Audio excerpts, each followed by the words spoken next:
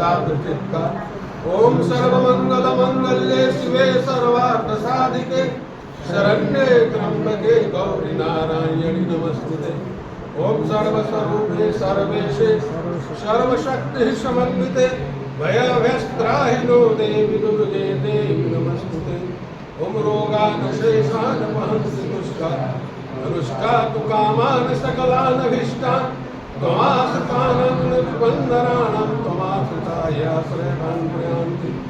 ओम सर्वबाधा प्रशमनं त्रैलोक्यस्याखिलेश्वरि एवमेव त्वया कार्यं सर्वैर्विनाशनम्। ओम तत्सत् तत्परमं गुह्यं सर्वरक्षा विशारदं दिव्यासंभाषितं स्तोत्रं सदा मंत्रहीनं क्रियाहीनं भक्तिहीनं सुरेश्वरि यत्पठितं मया देवी परिपूर्णं तदस्तु मे। तुम गुह्याति गुह्य गोप्त्रीपं सभा मध्ये अस्मत्कृतं जपं सिद्धिर्भवतु मे देवी। तो गुरु तो सर्वदिन व्याप है, इसको व्यास पूर्णिमा भी कहते हैं। पुराने जमाने में जब बरसात होती थी तो गुरु को 3 महीने एक जगह पर रहना पड़ता, रास्ते नहीं थे आज की तरह कि कहीं से कहीं बरसात में भी निकल जाएंगे आप। तो जब गुरु स्थिर होते थे तो 3 महीने के लिए शिष्यों को संबोधित करते थे, आपको कैसे रहना है, किस अनुशासन का पालन करना है। और ये आषाढ़ पूर्णिमा के दिन ही होती थी। तो जो इस व्यक्ति गद्दी पर बैठता था उसको व्यास गद्दी, व्यास एक व्यक्ति नहीं है, अभी समय में भी व्यास हूँ परिभाषा के अनुसार। तो व्यास पूर्णिमा भी कहते हैं, गुरु पूर्णिमा। तो गुरु इसलिए कहते हैं कि अपने शिष्यों को हम संबोधित कर रहे हैं, इसलिए ये गुरु की पूर्णिमा है। आज से सावन में गुरु का कितना महत्व है? आपने श्लोक सुना ना, अभी मैंने कहा अज्ञानतिमिरान्धस्य ज्ञानांजन शलाकया चक्षुरुन्मीलितं येन तस्मै श्री गुरुवे नमः। ये ऐसा अंजन है गुरु जिसको आँख में लगा देने भर से भूत भविष्य वर्तमान तीनों का संकेत मिलने लगता है, इस श्लोक में है। दूसरा है कि गुरुर ब्रह्मा गुरुर विष्णु, आप सब जानते हैं, गुरुदेव महेश्वर गुरु साक्षात परब्रह्म तस्मै श्री गुरुवे। 3 स्थितियां हैं सृष्टि की, वो क्या है? सृष्टि, स्थिति, संहार। तीनों के 3 देवता और 3 देवताओं की 3 शक्तियाँ। जैसे ब्रह्मा की शक्ति महासरस्वती है, विष्णु की शक्ति जो पालन करते हैं वो महालक्ष्मी है, और शिव जो संहार करते हैं, तांडव करते हैं, उनकी शक्ति महाकाली।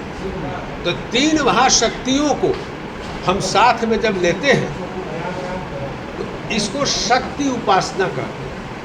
गुरु इन तीनों शक्तियों को समेकित करते हुए इनसे ऊपर का पद परब्रह्म होता है। परब्रह्म इसलिए है कि इन शक्तियों से बंधा भी नहीं है और इनके बिना चल भी नहीं सकता। एक ऐसी स्थिति है जैसे रेल की 2 पटरियाँ कितना भार ढो रही हैं, लेकिन दोनों मिलेंगी तो क्या होगा? खतरा।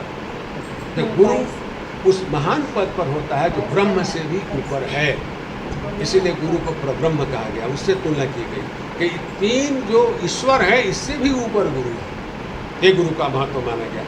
अब दूसरा सवाल इस पर जुड़ा हुआ कर सकते थे कि गुरु को इतना महत्व क्यों?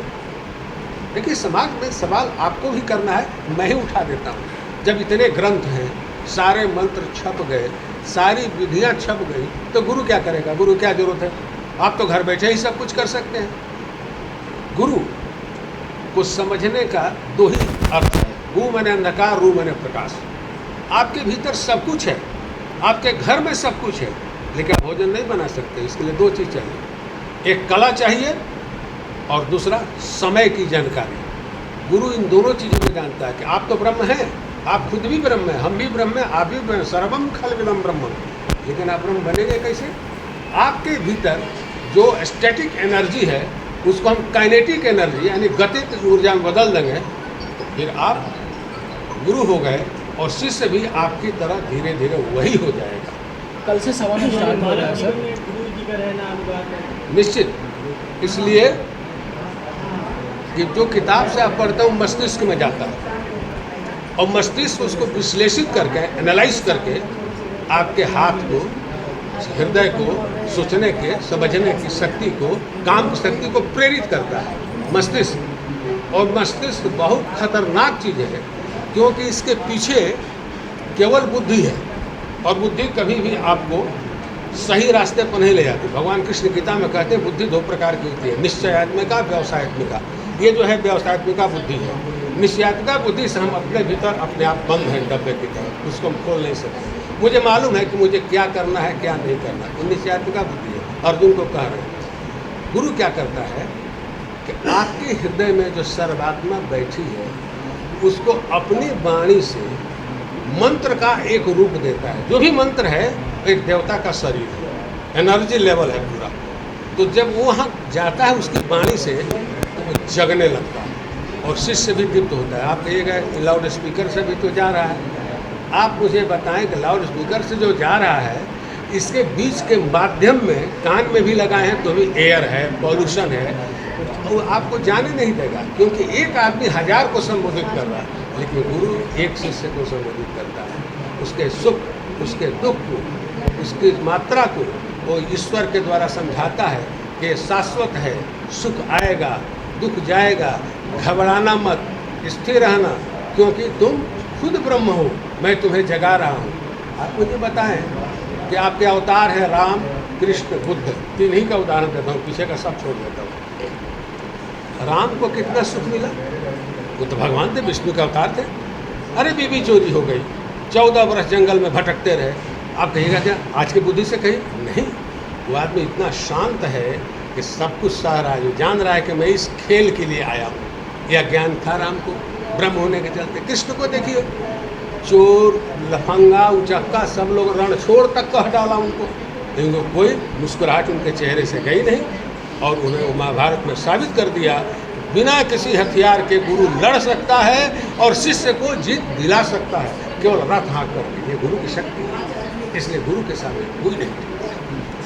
और इस गुरु पूर्णिमा पर भक्तों को क्या कुछ संदेश दीजिएगा? मैं ये कहूँगा, वो एक हट के सवाल है कि आज के जितने अंबानी परिवार है जो हिंदू को, सनातन धर्म को जगा कर और शादी किया, तो उस पर आपको क्या विचार है? और आम जनता जो कुछ सनातन धर्म में होकर मजाक उड़ाते हैं, उन पर क्या विचार है? दोनों की बात मैं कह देता हूँ। हाँ। आपके अंबानी की शादी पर मुझे क्या बोलना भाई, मेरा तो कोई संपर्क नहीं है, खरबपति है। लेकिन एक व्यक्ति ने जवाब दे दिया भारतवर्ष का। कौन था वो? राहुल गांधी। क्यों जवाब दिया उसने? वो पिज्जा खाता रहा होटल में बैठकर, लेकिन उनके शादी में नहीं गया, जबकि घर पर जाके निमंत्रण दिए थे। आपको मालूम है अंबानी ने 2 लोगों को घर पर निमंत्रण दिया था। किसको? एक माटुंगा में गणपति हैं, कोई गाड़ी खरीदेगा, प्लेन खरीदेगा, फैक्ट्री लगाएगा, सबसे पहले गणेश जी जाकर प्रणाम करता है। इतने जागृत हैं। मैं मुंबई में 16 वर्ष रहा हूँ, तो मियाँ बीवी गए दोनों वहाँ, गणेश जी को निमंत्रण दिए। अब वहाँ से प्लेन से उड़े तो सोनिया गांधी के घर गए, तीसरे किसी के घर नहीं गए।